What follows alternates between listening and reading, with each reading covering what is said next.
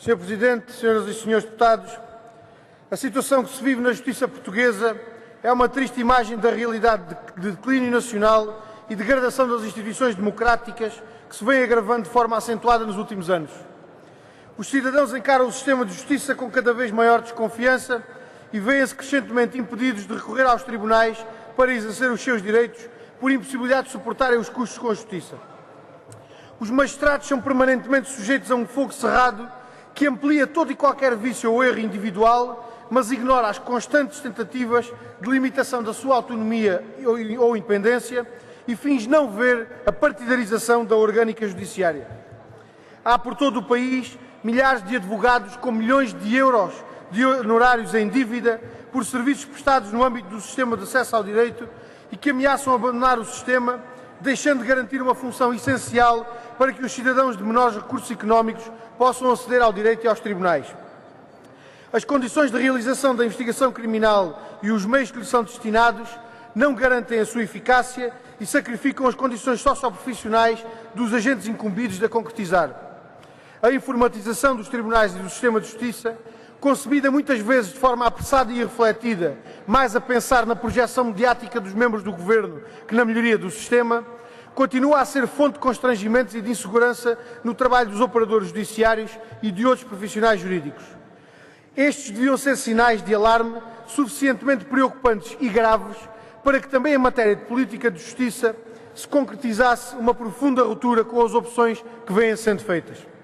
No entanto, a atitude daqueles que, chegados ou vindos do poder, se recusam a discutir o passado e a avaliar políticas, perpetua e agrava, invariavelmente, o rumo de comprometimento do funcionamento da Justiça e dos tribunais.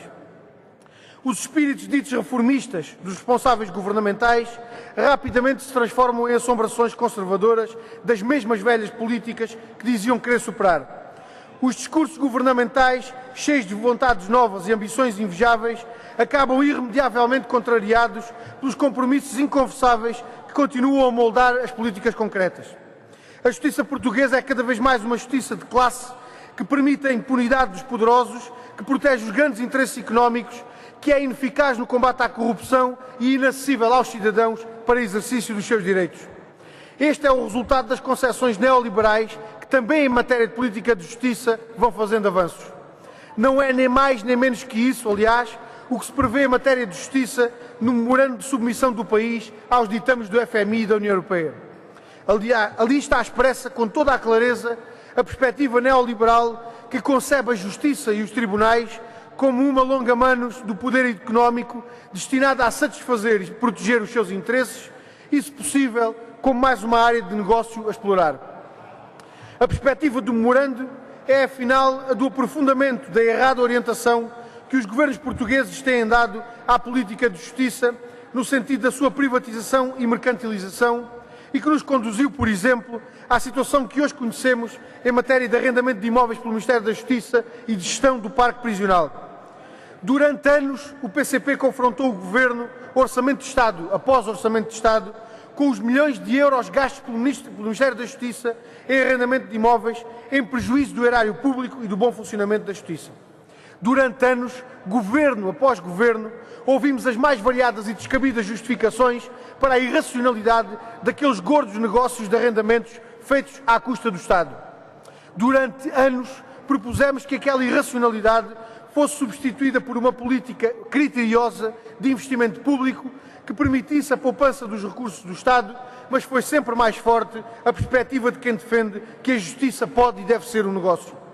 Na gestão do parque prisional, a orientação mercantilista fez-se sentir igualmente, mas aqui com consequências que podem vir a ser ainda mais graves.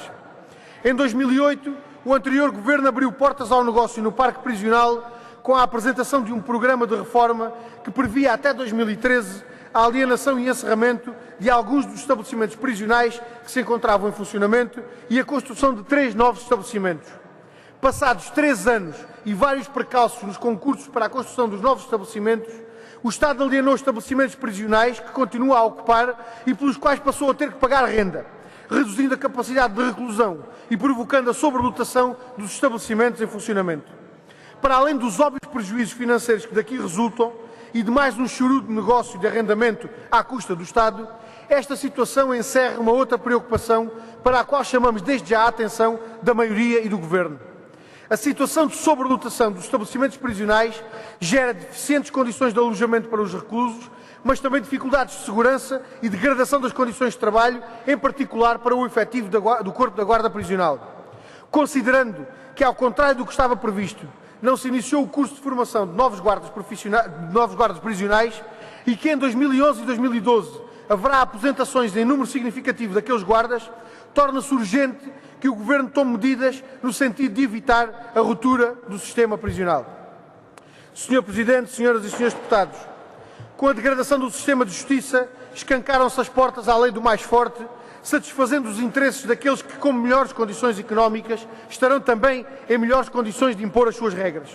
O triunfo dessas concessões neoliberais em matéria de política de justiça significa, portanto, a degradação da democracia. Os problemas que o sistema de justiça enfrenta não podem e não devem ser confinados à sua dimensão económica ou financeira.